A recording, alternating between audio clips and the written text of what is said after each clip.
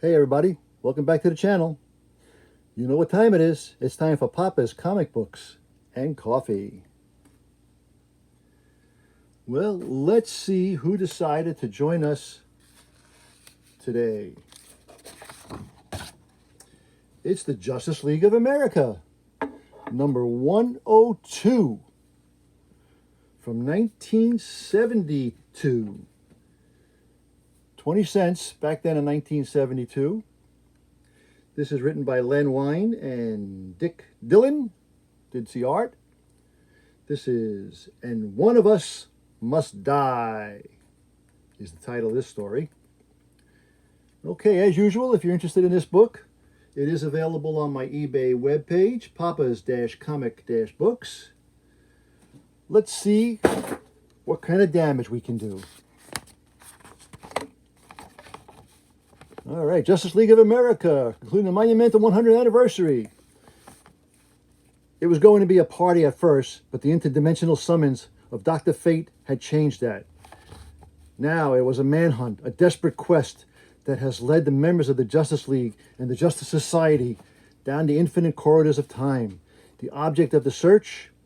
The 7 soldiers of victory, long lost champions who alone can save their planet from hand that holds the earth.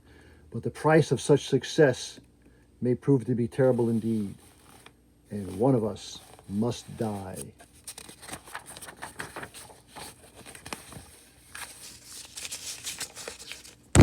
Oops, sorry about that. A little clumsy today. In a place beyond places, he sits all-knowing an entity named Oracle. He sits and he ponders, and he weighs the fate of the world. A strange feeling this, for it has been long since Oracle last cared about the survival of a mere planet. But care I do, and I find the sensation pleasant, perhaps with good reason. For was it not I who sent Earth's boldest heroes on their journey through time and space? Indeed it was. But now I would know more of those who stayed behind. How, for the instance, fares Diana Prince, she who has once called Wonder Woman? Not well, it seems, for she is beset by the Iron Hand, whose nebuloid namesake is the cause of the great quest. And she knows not her danger. Nor do the other heroes who strive to protect their world, Green Lantern, Robin, Mr. Terrific. I could end their problems in an instant, but I am bound not to interfere. It is decided man just makes his own destiny, but if, on this bleak day, he falls in final defeat, a small part of Oracle shall die as well. All right, and even as Oracle speaks, 3 of those destiny markers suddenly find themselves upon the side of the wooded hill. Green Arrow, Black Canary, and the incomparable Johnny Thunder. Don't know where Oracle dumped us, but the man has taste. So I notice, but we'd still better start hunting for our great idea, Canary. You and me go this way and meet with the Green Arrow later on. Hang on, Thunder. That's my lady you're bending. Your lady? I knew Black Canary for more years than you have got arrows. What? I've got news for you, chauvinist. I'm happen to be my own lady, and I intend to see it stays that way. Huh. If you want to go hero hunting, fine. But if you want to play tug of war, find yourselves a new rope. Hey, maybe we don't have to hunt. Look, over there, smoke.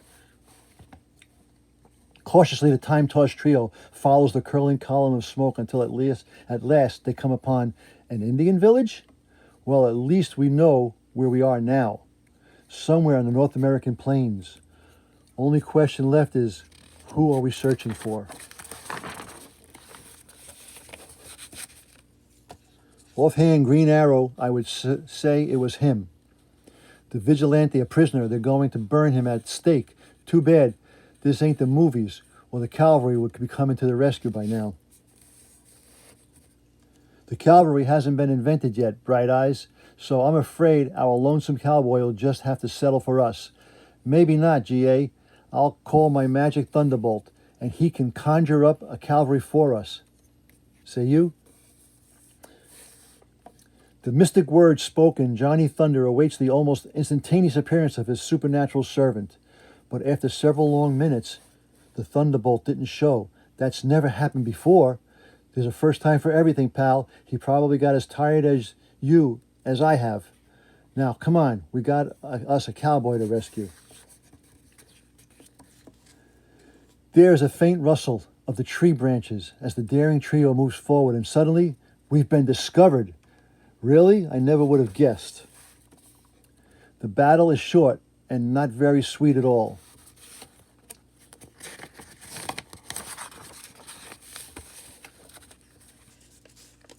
And when Green Arrow, Black Canary, and Johnny Thunder finally regain consciousness, so Whiteskins, you awaken at last. You are weak enemies indeed. Hate to disappoint you, Doc, but we came here in peace. That's right, we have no wish to harm you. You lie. I have spoken to the Buffalo Spirit, and he has told me you must die, or other Whiteskins will come. One day, come to kill the buffalo and steal our way of land. Gotta admit, you've got a powerful argument, friend, but I still wish you'd reconsider. No, the spirits have spoken. When the next moon is full, you will die, as will die the other white-skinned one tonight. And moments later, still time to change your mind. Hombre, I'm telling you, you got the wrong man. Silence, Whiteskin. We kill you only in our defense. In that case, you won't mind if we happen to defend ourselves. Well, I'll be swaggered. I don't know who all you Rainies are, but I ain't never been happier to see anybody. Time for introductions later, Vidge, after we get you out of here. Well then, why don't I lend a hand? These Jaspers are so primitive, they don't even bother to take my irons. For several moments, the Vigilantes' man-made thunder splits the air, until the sound is drowned out by a greater thunder. Still, hey, sounds like it's gonna rain. Only wish it were Johnny. Take a look over there. But Buffalo, heading the way. What are you going to do? Now, funny you should ask that. Thunderbolt, where is Blazes have you been? I called you hours ago. Sorry, pal, but it took me 1,000 years or so to find you. You are off the beaten path, you know, so tell me, what can I do or undo for you?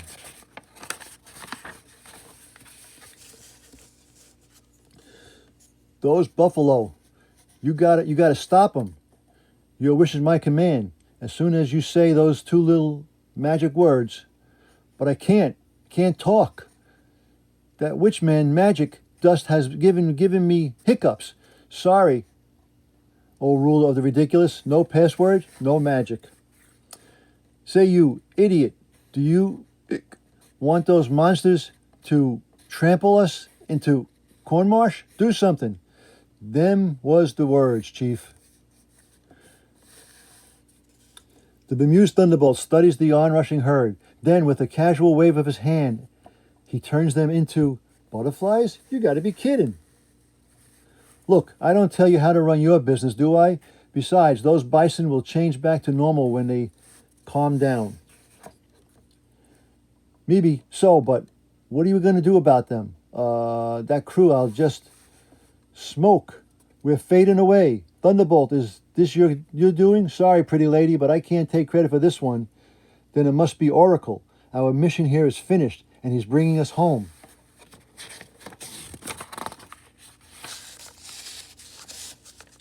Meanwhile, centuries away, 3 more strangely garbed men hurtle through the misty sky, their eyes carefully scanning the prehistoric terrain below. Aquaman, Wildcat, and Green Lantern. Still no hint of where we've ended up, Wildcat. Afraid not, Aquaman. You can't tell one rock from another down here. Hey, look. There's more than a rambling rock garden below us. Cavemen, Cro-Magnon, from the looks of them. Well, at least we know when we are 50,000 years in the past. Appears they've cornered some wild animal in that cave. That's no wild animal, Lantern. It's the Star-Spangled Kid. But as the dauntless trio swoops groundward, to investigate. Brace yourselves, we're going to splatter. Oh, when the hapless hero regained their feet. What the heck happened to your power ring, Lantern? Forget to recharge it? Fellas, take a peek over there. No, it's this blasted yellow fog. The area's thick with it, and my ring is powerless against a particular color. Uh-oh, without my ring to back us up, we're going to have to fight our way into that cave. Fight? That's my specialty. Get ready to follow my lead. If we can't go past these guys, we're going to go through them. Ugh. A sudden motion from the shadows, and here comes somebody who wants to argue the point, Wildcat. And it'll be rough for anyone who disagrees with him. Whoops. Well, I disagree with him, and I want to know how his argument stands up against cold hard facts. Fact 1. This prehistoric Goliath moves like a week's supply of exhausted molasses. Fact 2. He's arguing with the ex-heavyweight champion of the whole wide world, and I don't like to lose an argument. Hey, where's everybody going? I thought they wanted to fight. Okay, Wildcat, you made your point. Now suppose we start searching for the Star-Spangled Kid. Why not? It's beginning to rain out here anyway.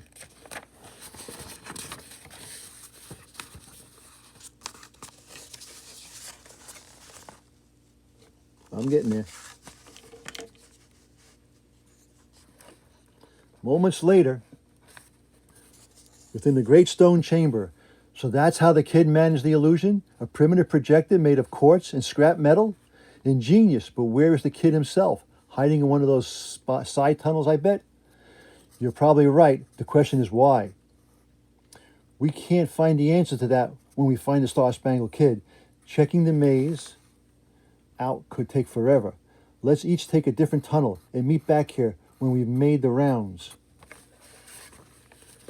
Long minutes pass as the three adventurers scour the cavern's countless corridors until at last the Sea King spies something in the shadows up ahead. The Star-Spangled Kid! Who, thank the stars, a fellow human being. But how? How'd you find me here? I'll explain that later. What I want to know now is, why have you been hiding in this cave? To protect the future of the human race. I've got a terrible case of flu. If even one of those primitive ancestors of ours were to catch the disease from me and die, it could alter the course of history. Shush, the rumbling noise. Sounds like a flood. When it rains in the prehistoric world, it pours. Within instants, the raging torrent fills the rough-hewn chamber.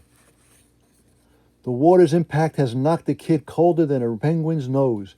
Better get him out of here before he drowns, then come back for GL and Wildcat. Like a salmon returning to the spawning ground, the underwater wonder pits his mighty sinews against the surging flood tide, and difficult to make any headway against this current. For anyone else, it would be impossible. Hope my partners in peril can hold out till I can get them. When suddenly, what a great green goldfish bowl enclosing in a bubble of air. Seems I underestimated my colleagues. Swiftly, the glowing globe maneuvers its way through the floodwaters, bringing Aquaman and the Star-Spangled Kid to the company of Green Lantern. But you said the yellow fog disrupted your power ring. It did, but the driving rain washed the fog away. Hey, I see you found our pint-sized prize package. Then we've done all we've set out to do here. All that remains now is for Oracle to bring us back again. Instantly, a great cloud of smoke swirls around the four strange figures, and they're gone.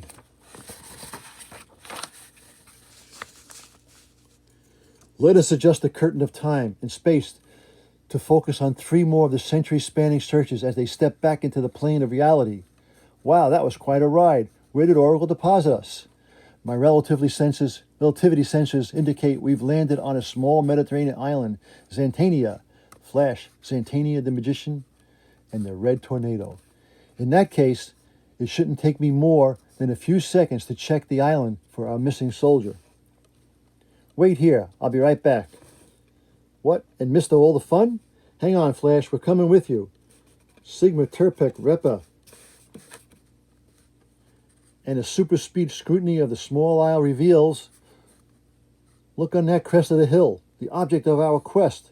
Right, Red Tornado, that's our boy. Speedy, hey Speedy, over here, you've got company. But as the boy Bowman moves toward his three friendly pursuers, eek, something's happened to him. Speedy has become a centaur. What sorcery could have caused such a... Heads up, Santana, or you may not live long enough to find out. Cease, who dares trespass upon the Isle of Azalea? What? I am the sorceress Circe, and these are my faithful servants. Of course, according to Greek legends, Circe had the power to turn ordinary men into hybrid animals. That's what you've done to Speedy? Quite correct, wench. He is far more manageable this way. But what do you want here on Circe Island?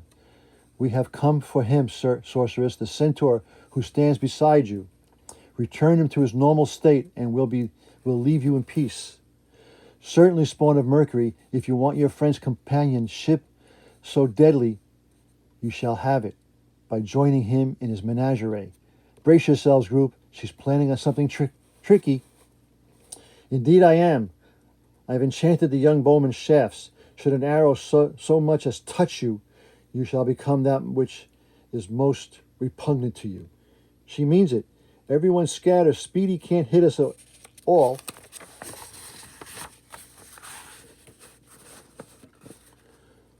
All three twangs of the longbow later, that glowing arrow is enchanted no matter how I dodge and I weave. It follows right along behind me and starting to catch up. Better pour on the super speed. And even before the Crimson Comet can complete his thought, the blunt-tipped shaft strikes him squarely again. And, good Lord, my wife Iris used to call me the slowest man alive. And how right she is now. I've become half snail. While halfway across the island, that brick wall I conjured up isn't slowing the arrow down. Unless I quickly come up with the proper spell, it'll be too late. The arrow turned me into a hummingbird. To make matters worse, it's frozen my vocal cords. I can't utter a counteracting spell. As for the third target, Speedy's arrow is like a heart-seeking missile, following me wherever I go. Oh, I see Flash's arrow has caught up to him. I got to help. But as the red tornado storms the Flash's side, the diversion let the magical arrow overtake me, hit me, give me the body of a mole. Welcome to the club, Reddy. And try spinning now, and you'll drill yourself into the ground. A fitting fate, is it not, Fleet One? Circe, why have you done this to us? We meant you no harm. No, you wanted my young centaur, and no one may touch that, is Circe with impunity. You shall remain as you are until you die, a fate not long in coming. Under my enchantment, you two shall battle until death. As a lesson to others who would seek to annoy Circe, I can't help myself. Circe is forcing me to obey. It should be a splendid super speed struggle. Would that I could remain to witness it. But there are other matters that demand Circe's attention immediately.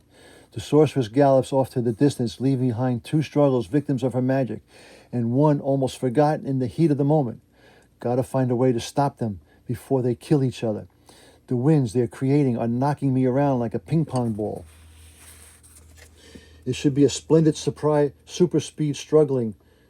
Would that I could remain to witness it. But there are other matters that demand Circe's attention immediately. The sorceress gallops off into the distance, leaving behind two struggling victims into the magic, and one almost forgotten in the heat of the moment. Gotta find a way to stop them before they kill each other. Their winds, they're creating and knocking me around like a ping pong ball. Wait a minute. That humming. My wings vibrating at this incredible speed create a sound. If I can control that noise, I might be able to duplicate the sound of my voice and counteract Circe's spell. Desperately, the mistress of occult experiments with the newly gained pinions, performing the countless different maneuvers in an attempt to achieve a variety of sounds.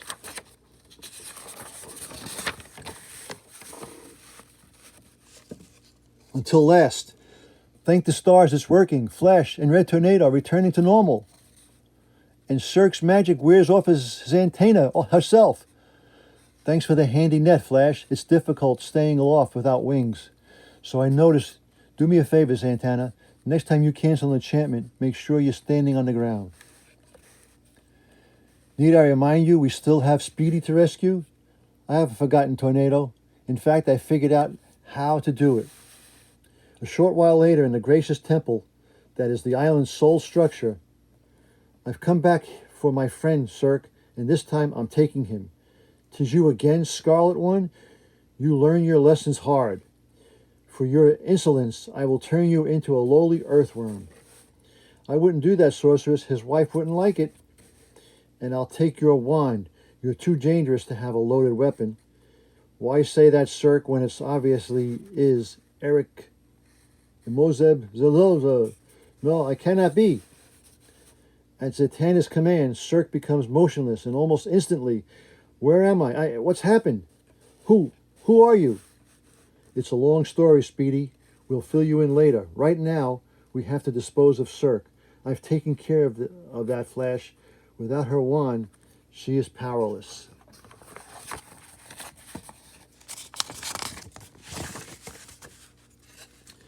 With her wand, no more Cirque's pets are regaining their true forms. There's nothing left to keep us here, except for the problem how to find our way back home. Suddenly, looks like Oracle solved that problem for us. We're fading out. Hey, what's going on here? I don't understand any of this. You will, youngster, assuming we return to our world in time. In the hands of all-knowing Oracle, time is a celestial clay to be sculptured as he sees fit. Now he folds the clay in upon itself, gathering the scattered edges, bringing the greatest assortment of super beings ever recorded into the Justice Society's sanctuary. All present and accounted for, and 7 soldiers of victory together once again. But if the 7 soldiers are all here, who is buried at the unknown soldier's tomb? We can answer that, Johnny. Green Lantern, Robin, Mr. Terrific, where have you been? To the top of the Himalayas.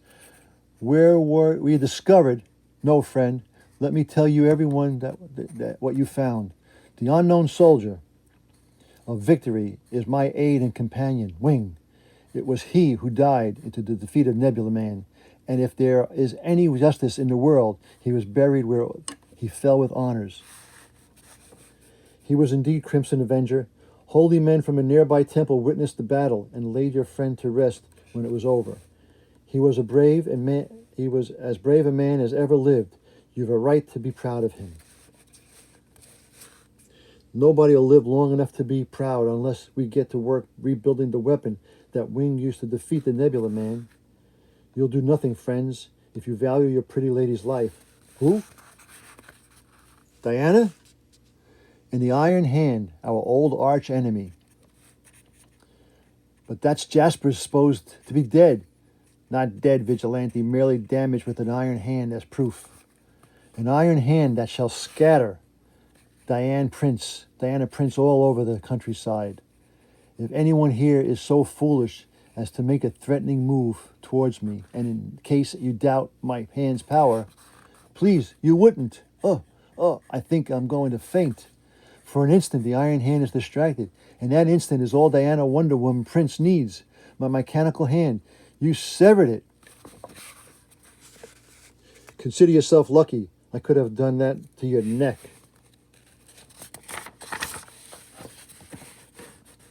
Costumed or not, you're still a wonder, Diana. Save the compliments for later, Batman. Right now we need information. Talk Ironmouth into tell us how to stop what Colossus hand of yours. I'll take you apart a bone at a time. Do what you want, lady. It makes no difference now. The controls were in my shattered hand. I couldn't deactivate my creation now, even if I wanted to. We're doomed. You bloody fools. Everyone is doomed. Perhaps not, villain. And the 7 soldiers can recreate the weapon they built to destroy your earlier menace, the Nebula Man. What say you soldiers? Can it be done? It's a question of time. The weapon itself is a lightning rod of sorts, gathering nebuloid energy from the space, then channeling it against the opposing nebula threat. But it takes time to charge, completely more time than we have. You just build the nebula rod, kid. Let us worry about charging it. It's a deal. I'll get you a list of materials we'll need. The ticking of the clock is a staccato death knell as the greatest heroes of two worlds are put into the best test. Swiftly, the genius of a star-spangled kid and the fellow soldiers of victory reconstruct the amazing nebula rod. Then the completed weapon is given to that waiting hand of Superman to be carried into the endless depths of space, there to be charged with the awesome energies of the universe. And at last, mankind's final hope of survival stands ready to use. The nebula rod must be delivered by hand into the heart of the menace. But that produces a major problem, for nothing human could survive the resulting explosion. That's no problem. It's invulnerable to everything everything save magic, Superman. Then I'll go with my power ring. Will protect me from the blast. So why shouldn't I go? But neither of your rings would protect you from this, a yellow wooden arrow, a combination of both your weaknesses.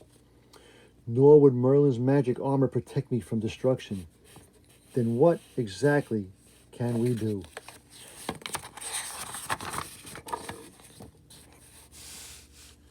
Nothing. The problem has been solved for us.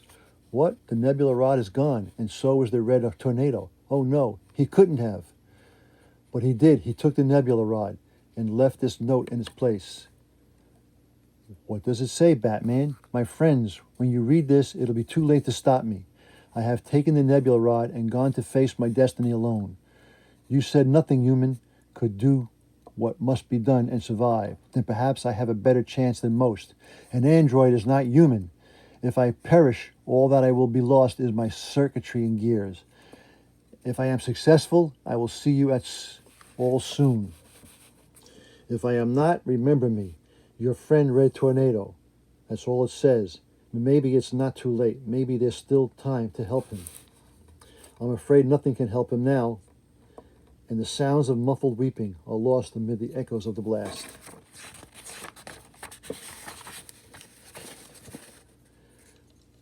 And a short while later, how did it go up there? They vanished, both of them, both the nebuloid hand and the red tornado. The force of the explosion must have torn each of them to atoms. All the times I put him down, considered him just a machine. He was more of a man than any of us. I know how you feel, our man. I lost a good friend too. And somewhere, somehow, Red Tornado and Wing both know how we feel. Next issue, on sale. First startling issue, Commandy. The Imposters. Well, I hope you enjoyed Justice League of America, number 102 from 1972. And one of us must die. It was Red Tornado. Well, again, if you enjoyed this book, it is available on my eBay webpage, papas-comic-books. Give me a thumbs up, give me a thumbs down, tell me what you think. All right, and as I always say... That was easy. Until next time, Papa, out.